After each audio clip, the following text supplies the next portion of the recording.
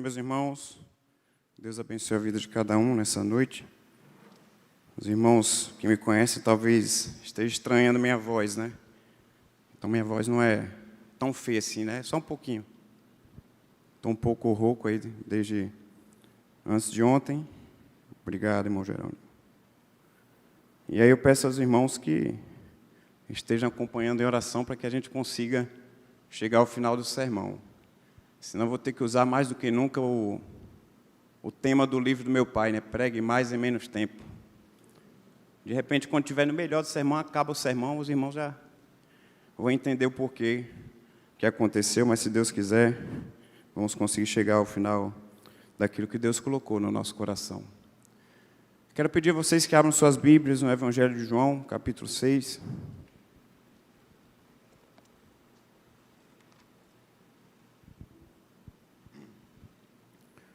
João, capítulo 6, verso 1 até o verso 15.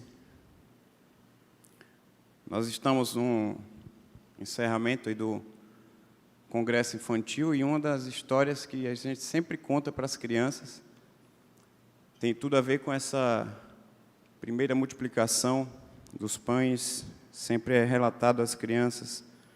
Essa história é muito conhecida, eu quero compartilhar com os irmãos nessa noite.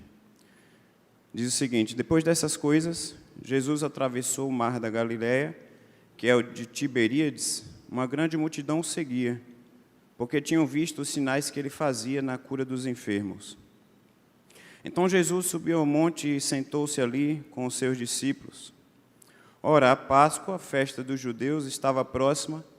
Então Jesus, erguendo os olhos e vendo que uma grande multidão se aproximava, disse a Filipe: onde compraremos pão para dar-lhes de comer? Mas Jesus dizia isso para testá-lo, porque sabia o que estava para fazer. Filipe respondeu: nem mesmo 200 denários de pão seriam suficientes para cada um recebesse um pedaço. Um dos discípulos, chamado André, irmão de Simão Pedro, disse a Jesus: aqui está um menino que tem 5 pães de cevada e 2 peixinhos. Mas o que é isso para tanta gente? Jesus disse: façam com que todos se assentem no chão. Havia muita relva naquele lugar. Assim os homens se assentaram e eram quase 5.000. Então Jesus pegou os pães e, tendo dado graças, distribuiu-os entre eles e também igualmente os peixes, tanto quanto queriam. E quando já estavam satisfeitos, Jesus disse aos seus discípulos: recolham os pedaços que sobraram para que nada se perca. Assim, pois, o fizeram e encheram 12 cestos de pedaços dos 5 pães de cevada que sobraram, depois que todos tinham comido. Quando as pessoas viram o sinal que Jesus tinha feito, disseram: este é verdadeiramente o profeta que devia vir ao mundo. Jesus ficou sabendo que estavam para vir com a intenção de fazê-lo rei à força. Então ele se retirou outra vez, sozinho, para o monte. Oremos. Deus e Pai, em nome de Jesus, que a Tua palavra encontre morada nessa noite, Senhor. Que nessa noite, com a música que nós ouvimos agora, possa haver entrega a Ti. Em nome de Jesus. Amém. Um grande escritor conhecido, Augusto Cury, lendo um dos seus livros, ele afirmou que ele foi considerado, ele se considera se considerou à época um dos piores ateus que ele já conheceu na face da terra. Era ele mesmo. Até quando um dia ele começou a ler a Bíblia, ele começou a comparar os evangelhos. É interessante, meus irmãos, que essa história da primeira multiplicação dos pães, com exceção à ressurreição de Cristo, é a única história, é o único milagre que é relatado nos 4 evangelhos.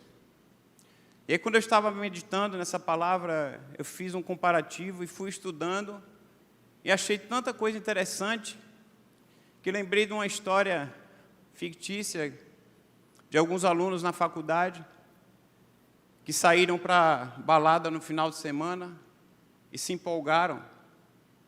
E quando chegou na segunda-feira à noite, eles lembraram que tinha uma prova na faculdade na segunda pela manhã. Chegaram no outro dia para o professor e combinaram de falar para o professor que eles viajaram e aí furou o pneu do carro e aí eles não conseguiram chegar a tempo. Então falaram essa história para o professor muito gentil, não sei se era tão gentil quanto Cristiano, né? O professor falou assim, tudo bem, eu posso fazer uma prova para vocês agora mesmo. Mas, professor, agora? Sim, eu posso fazer uma prova para vocês agora. Mas podem ficar tranquilos que vai ser só uma pergunta muito fácil. Muito fácil. E pegou aqueles 3 alunos e colocou cada um em uma sala diferente, sem que eles pudessem se comunicar. E só tinha uma pergunta à prova, que era, qual foi o pneu do carro que furou? É interessante a gente parar para pensar que a gente fala que a mentira tem perna curta. E com certeza, aquele professor ele descobriu que a mentira tem perna curta. Mas quando Augusto Cury ele começou a meditar nos evangelhos, as histórias se complementavam, como a gente pode ver aqui na multiplicação dos pães, essa primeira multiplicação.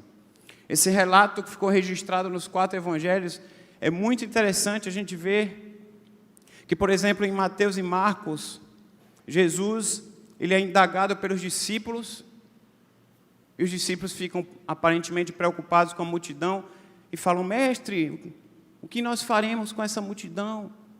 E já em João, relata que Jesus, ele chega para Filipe, e ele indaga Filipe, e ele pergunta, Filipe, o que nós faremos? Provavelmente, os discípulos, num diálogo com Jesus, falaram isso, aí Jesus replicou, falou isso a Filipe, que era da região, e assim, e agora, qual vai ser a solução? Deem de vocês de comer diante dessa situação. O que tens em tuas mãos? A meditação dessa noite, eu quero que fique gravado no coração dos irmãos. O que nós temos em nossas mãos? Deus quer aquilo que nós temos, seja pouco, aparentemente pouco, ou seja muito.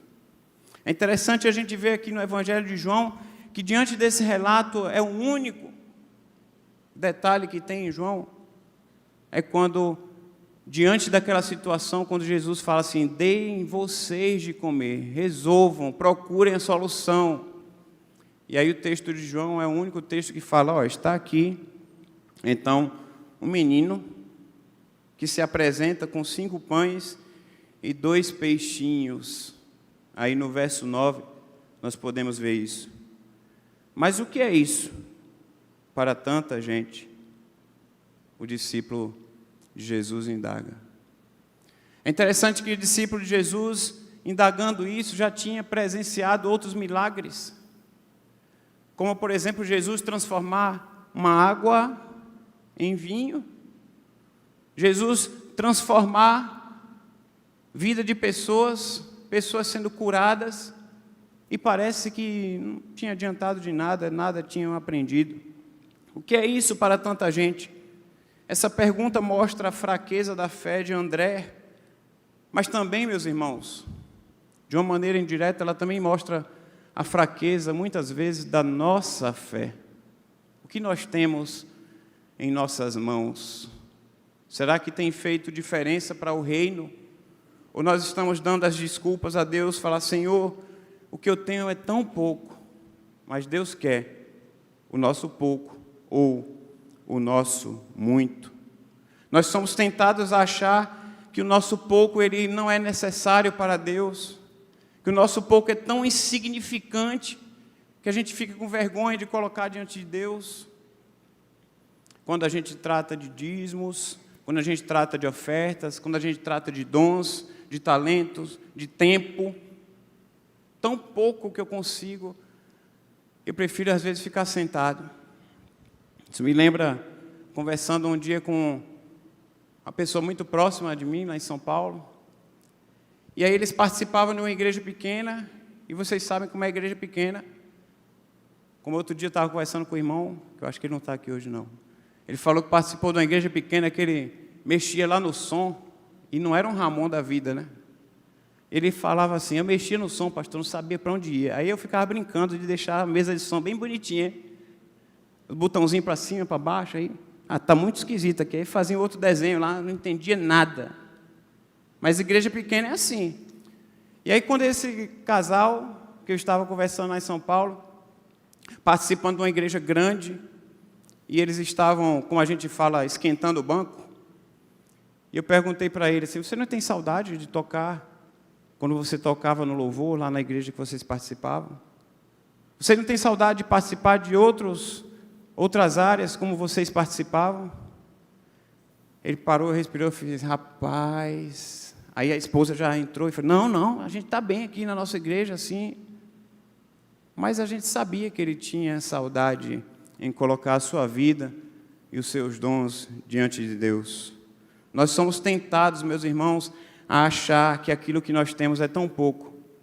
E é mais fácil a gente não se oferecer a Deus. Mas o Senhor é o único que pode criar do nada. E, no entanto, Ele costuma fazer os milagres no meio do seu povo, tomando como base aquilo que nós lhe oferecemos.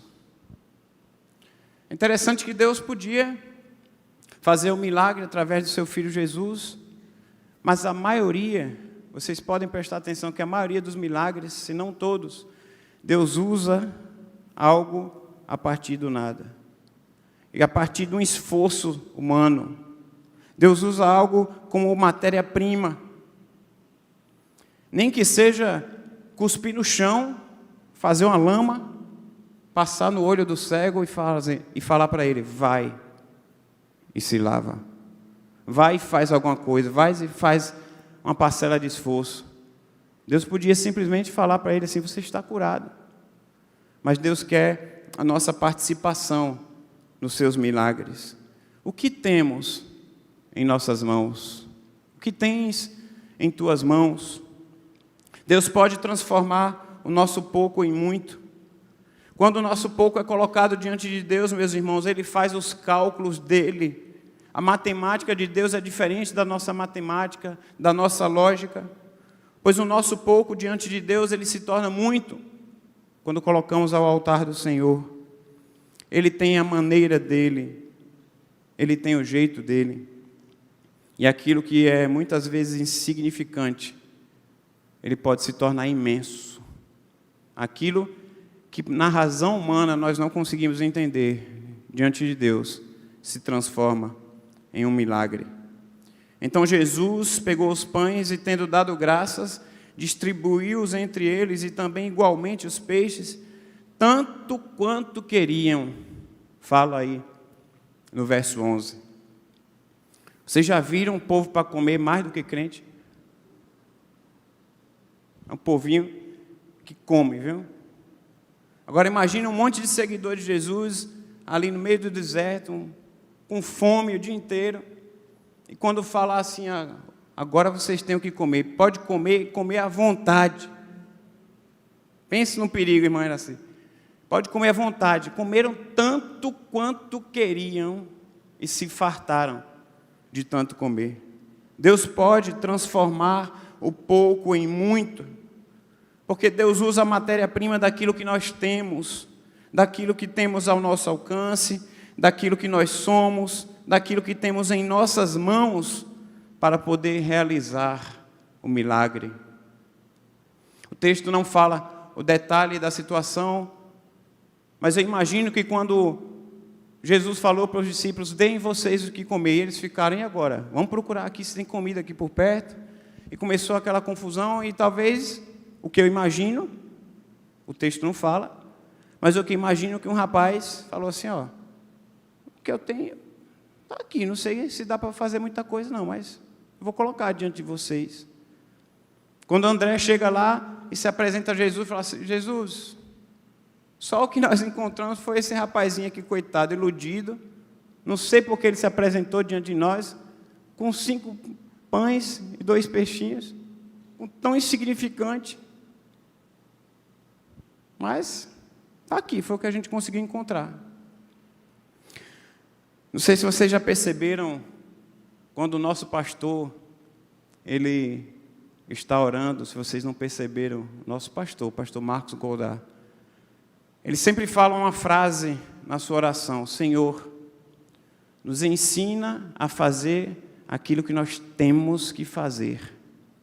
E age, opera naquilo que nós não podemos fazer. Deus quer usar a nossa vida, Deus quer usar o nosso pouco, seja o tempo, seja o talento, seja os bens, mas Deus quer usar aquilo que está em nossas mãos. O que tens em tuas mãos? Deus não deixa que nos falte coisa alguma. Deus não permite que falte nada nas nossas vidas. Jesus teve compaixão da multidão. Essa frase fala, então, em Mateus e em Marcos, está relatado que quando Jesus saiu do barco e viu aquela grande multidão que o seguia, e a multidão foi a pé por um lado, o barco foi por outro lado, se encontraram, e em Mateus e em Marcos fala que Jesus teve compaixão daquela multidão. Mas em Marcos o texto ainda fala que a multidão era como ovelhas sem pastor. Pessoas sem um direcionamento, pessoas que perdidas. Mas Jesus, que é o nosso pastor, ele provê todas as nossas necessidades, de modo que nada nos falte. É o que o salmista fala no Salmo 23, verso 1. O Senhor é o meu pastor e nada me faltará. Mas, Senhor, eu só tenho isso. Mas, Senhor, isso aqui é tudo que eu tenho. E aí a gente age de uma forma que a gente acaba ficando com medo. Quantas vezes nós agimos assim? Senhor, eu até gostaria de oferecer mais, mas Tu sabes, Senhor, que eu só tenho isso. E aí a viúva pobre, quando Jesus fala aos seus discípulos, ali sim tem uma verdadeira oferta. Porque não é aquela quantidade, matematicamente falando. E aí, como se eu olhar com o meu coração de gestor, quando eu ver as entradas financeiras, eu vou ficar feliz se tiver um valor maior, monetariamente falando. Mas Deus, ele enxerga, não é aquele valor monetário. Deus, ele enxerga, é o coração. Deus enxerga aquilo que está ao nosso alcance. E é através dessa forma que Deus, ele causa transformação, ele faz transformação, ele opera milagres em nosso meio. Mas, Senhor, é muito pouco que eu tenho. Meus irmãos, ore e peça a Deus que realize o impossível na sua vida. Porque só Ele pode fazer o impossível acontecer. Às vezes a gente fica esperando o melhor momento, a melhor oportunidade, a melhor situação. E essa situação nunca chega. Porque às vezes a gente não está disposto a entregar aquilo que está em nossas mãos. O que tem em tuas mãos? O que damos a Deus, nós não perdemos. Vocês já pararam para pensar que se o menino falasse assim, ó, rapaz, eu não sei se alguém tem lanche escondido aí, mas eu vou garantir o meu. E de uma coisa eu sei, que se eu entregar o meu lanchinho aqui para mais de 5.000 pessoas, porque em Mateus fala que eram 5.000 homens, sem contar mulheres e crianças. Isso aqui vai ficar um pãozinho menor do que o pão da ceia, né? Melhor do que o pão asmo aí, como a gente está tomando a ceia, de tão pequeno, não vai fazer diferença nenhuma. Então é melhor eu garantir o meu. Mas ele não pensou dessa forma, ele entregou diante de Deus. E aí, depois do milagre, o que a gente consegue enxergar de beleza aqui, quando ele colocou diante de Deus, ele não perdeu aquilo que ele colocou diante de Deus, porque ele também participou do milagre. O menino também comeu dos pães e dos peixes. Os nossos recursos, muitas vezes, são insuficientes. Mas se nós colocarmos os nossos recursos diante de Deus, nas mãos de Deus, o mundo será saciado com sobras.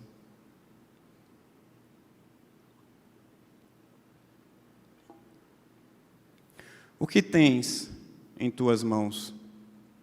Temos retido muitas coisas que o próprio Deus nos tem proporcionado. Um comentário bíblico com Matthew Henry, não sei se é essa a pronúncia, ele fala que todos os nossos consolos nos vêm originalmente da mão de Deus, da mão de Cristo. E a despeito de quem quer que os traga, é Ele quem os envia. Às vezes a gente fica esperando o milagre de Deus, e aí Deus usa alguém, e aí quando chega, quando a pessoa abre as mãos para agir, às vezes a gente fala assim, mas eu estou esperando que Deus haja, e Deus está agindo, Deus quer agir através daquilo que está nas nossas mãos. As nossas mãos estão ocupadas com outras coisas, e muitas vezes não temos condições de usarmos os nossos recursos para Deus. Deus nos é suficiente para suprir todas as nossas necessidades, mesmo quando os nossos recursos estão esgotados. O que tens em tuas mãos? É interessante, eu não sei se esse era o objetivo, se era uma das lições, mas quando eu estava meditando nesse texto e ouvindo e conhecendo esse texto, desde a infância, eu nunca parei para pensar que Deus fez com que Jesus, o seu Filho, operasse o milagre da multiplicação. E depois de todo mundo se saciar e comer à vontade, sobraram quantos cestos? 12. Para os 12 incrédulos que viviam com ele, para cada um voltar com o cesto cheio para a sua casa. Aqueles que viviam com Jesus, aqueles que viram outros milagres, aqueles céticos, dos quais muitas vezes nós também o somos, tiveram a oportunidade de voltar, cada um com um cesto cheio de pão para a sua casa. Que coisa linda, meus irmãos. O que tens em tuas mãos? Será que nós estamos colocando diante de Deus aquilo que nós temos, aquilo que nós somos, as nossas vidas a serviço dEle? Ou será que estamos com medo de nos faltar quando dermos? Será que nós estamos esquecendo as palavras que Pedro fala quando Jesus proferiu? Melhor é dar do que receber. Pedro relembra isso, ele em algum momento fala, relembrando as palavras de Jesus, em algum momento, batendo papo com os discípulos, Jesus falou isso, é melhor dar do que receber, porque quando nós dermos, quem multiplica é o próprio Deus. Nossas vidas, às vezes, estão tão indiferentes, nossas vidas, às vezes, estão tão calejadas a tantas situações que vivemos ao nosso redor, que nós agimos de modo automático, de modo seco, vivendo sem servir a Deus, vivendo sem refletir o seu amor. Mas essa situação que eu já passei, o senhor não sabe nada da minha vida, pastor. Vocês também não sabem nada da minha vida. Mas eu continuo aqui servindo ao meu Deus, porque eu creio que tudo que eu tenho e tudo que eu sou vem dele. O que tens em tuas mãos? Conta-se uma história de um sábio, um grande sábio num reino, que tudo que perguntava para o sábio, ele tinha uma resposta. E aí um rapaz, imagino que nessa história fictícia deveria ser um adolescente, porque adolescente por natureza já é rebelde, né? E é um adolescente, pensou, eu vou pregar uma com esse sábio.